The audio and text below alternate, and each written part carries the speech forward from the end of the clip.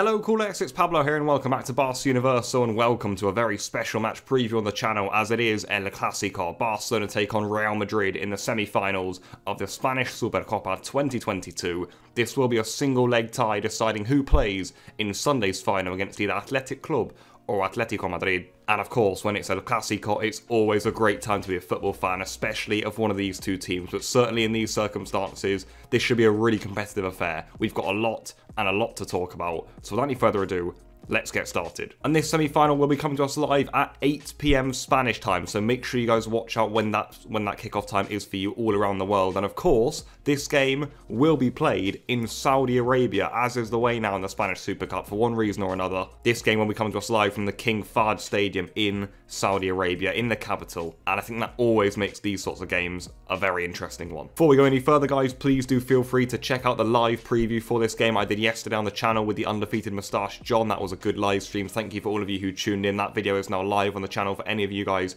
who want to go and check it out. It's just more classical discussion, more debate. Feel free to watch that after you've seen this preview. And let's begin then with Barcelona when we get into the match preview here. And of course, for this Super Clásico, I think we should be really up for this game, actually. I think every time the Super Cup rolls around, especially in this new format, I think in the two previous editions, we've actually been, quite up for it. We've put up some worthy displays. In the first edition, we got knocked out in a thriller in the semi-finals against Atletico. And of course, last year, we actually lost in extra time to Athletic Club after an amazing semi-final against Real Sociedad. So I think, look, in the new format, whether you like it or you don't, I think it will produce some good games. And I think especially this time around, Barca versus Madrid in a semi-final in this sort of occasion, especially when you consider the fact that we haven't actually beaten Real Madrid in a Clásico since March 2019, we should be really up for this. But coming into the game, are we actually favourites for it? No, absolutely not. I think Real Madrid certainly are the favourites in this sort of game. I think especially when you consider the way we played against Granada on the weekend there on Saturday, it just wasn't good enough. It wasn't, up to par for Barcelona. And then you look at Real Madrid, who actually, demolished Valencia by 4-1. I think it's fair to say that, look, Real Madrid are clear favourites here. I think if Barcelona were to win tomorrow, it'd be a massive, massive blow to Real Madrid. And of course, it would be a huge, huge boost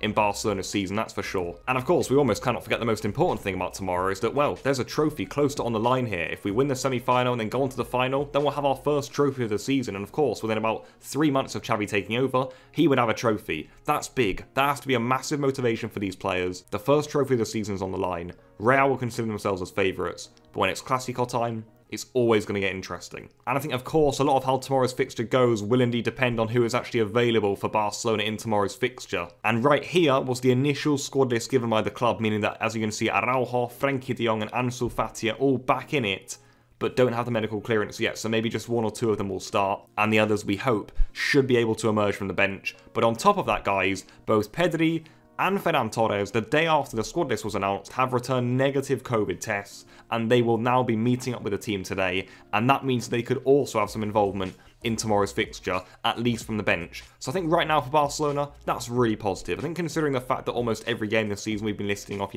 8 to 10 names of absences, right now it's just Eric Garcia, Martin Braithwaite, and Sergio Roberto who are missing in total. And you've got to say, that's positive to hear right now.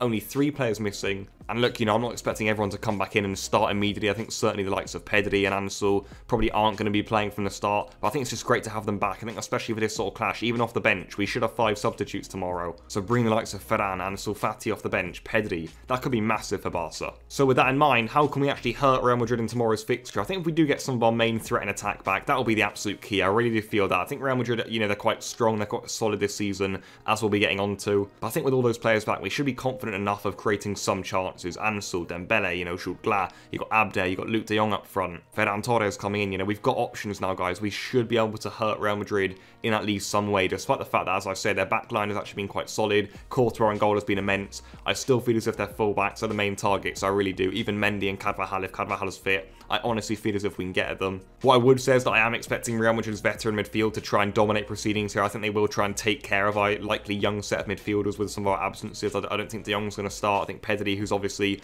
a little more experienced than Gavi and Nico, probably won't be able to start either. And I think, of course, Real Madrid will be looking at our defence and thinking, yeah, that's what we're going to hurt you. And I think from a Barca point of view, that's exactly where we're worried. You know, you've got Benzema out there, you've got Vinicius up there, and I think if Araujo isn't fit for Barca, we're going to need some absolutely immense performances from the likes of Jordi Alba, from the likes of Clement Lenglet, and of course Marc ter Stegen in goal. And before we actually get on to how both teams could line up, which I'm sure you're all quite interested in, let's actually take a look at Real Madrid for a bit, because I've touched on a few points about Real Madrid, but I think they've had actually a really interesting season. They're now managed by Carlo Ancelotti, and I think it's fair to say, look, Real Madrid are coming into this Supercopa as the absolute favourites of the competition for the whole tournament, not just tomorrow's game. They will feel that when you consider the fact that, look, they're high-flying in La Liga, they're clear at the top of the table, they look set to win La Liga this season, and they're up against Barca, who are down in 6th, Atletico, who are in 4th, and then Athletic Club, who are in 9th. Look, there's a massive gap there in terms of confidence, in terms of form, in terms of how teams have been playing this season. And I think despite the fact that Real Madrid will recognise, you know, this is a Clásico, of course they're going to take it seriously. You know, it's Real Madrid at the end of the day. They're not going to,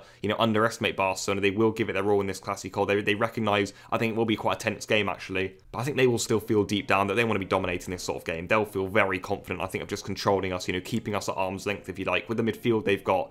And especially in attack there, guys, I think they'll feel super confident of doing us some damage. And even in defence, guys, they've been really solid this season with Courtois in goal. And as I say, you know, those two men up front, Benzema and Vinicius, the two top scorers of La Liga and Spain, they will definitely feel as if they can do us some big damage tomorrow. So then, how will Xavi line up for this fixture? It is quite up in the air again, guys, because of course a lot will depend on if Xavi does decide to draft in some players who haven't played in a while, the likes of Ansu, Pedri, Ferran Torres for his debut. Will they get the start from the start? I'm going to say no. I think Barca will probably bring these guys off the bench, and I think if we're doing the most honest predicted lineup, I think this is the sort of thing we could be seeing. Ter Stegen, of course, will start in goal. I think Dani Alves will get the nod at right back just. I think Araujo will play next to Piqué if he's fit. Jordi Alba will be there at left back, of course. If Araujo isn't fit, I think Lenglet will come in, and that's the way we'll go. In midfield, I am expecting it to be Busquets, Nico and Gavi. De Jong, again, a bit like Pedri. I don't think either of those guys are going to be fit to start, at least. And then up front, I think Dembélé will definitely start. I think Luuk de Jong will get the nod again. And then on the left up at Memphis Depay, you have got some options. Of course, Ferran Torres is an option, I suppose. Ansu Fati too. But as I say, I think both those guys aren't fit to start. Then you've got Jules Glas. If Jules Glas starts, no issues from me. Same goes for Abde, actually, who is more of a natural winger. But I'll put Memphis there. I think it could be a big opportunity for Memphis. So let's see what happens, guys. How would you line up? Of course, considering that maybe some of the guys coming back won't be fit to start. The only one we're really expecting to be almost rushed back in is Araujo in defence. Other than that, I think, you know, Pedri, Ferran, Ansu, even a Frenkie de Jong, I don't think they'll be used from the start. And on to Real Madrid, it's actually pretty self-explanatory. They haven't had, you know, many injuries all season. They've been pretty solid, pretty compact. Very, very good at, you know, just getting over and mulling over matches. Courtois starting goal, of course, but at right back it'll be between Lucas Vázquez and Carvajal. I think if Carvajal is fit, he could come back in and start. Militao and Alaba will be there at centre-backs, of course. Ferland Mendy at left-back. Midfield, the classic midfield three of Casemiro, Kroos and Modric. And then up front, Asensio, I think, will be next to Benzema and Vinicius. And moving on to match predictions then, here is how you guys predicted the game to go. Actually, quite a mixed bag here. Usually it's, you know, a lot more dominant, but to be fair, I think a lot of you guys recognise that this is going to be hard. The one with the highest score percentage so far is a Real Madrid win by 2 goals, which, well, I think maybe says it all about where Real Madrid are right now compared to Barcelona. A few of you also hoping for a Barca win by 1 goal, and then there are, you know, other suggestions that Barca could be getting a big win here, or that Real get a narrow win. But you know what I'm going to go for? The option in the middle. I think this is going to go to extra time. I've gone for Barcelona 2, Real Madrid 2, and then I've gone optimistic, because why not? Barcelona to win on penalties and to make it to the Super Cup final. I think this is going to be a really tough game. I think Real Madrid come into it as favourites. I think they'll feel they'll be able to quite comfortably handle Barcelona here, and I think a lot of people will be predicting a Real Madrid win, especially if you're a neutral.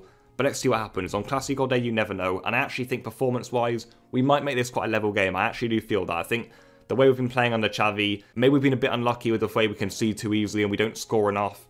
So I think actually, when it gets to the pitch, when it gets to the 90 minutes in Saudi Arabia, I think we'll be able to hold our own. I think it's going to be a good game. I really do. I'm looking forward to it. It should be exciting. Please feel free to leave any of your thoughts in the comments down below. It is El Clásico time, so get excited, guys, and goodbye.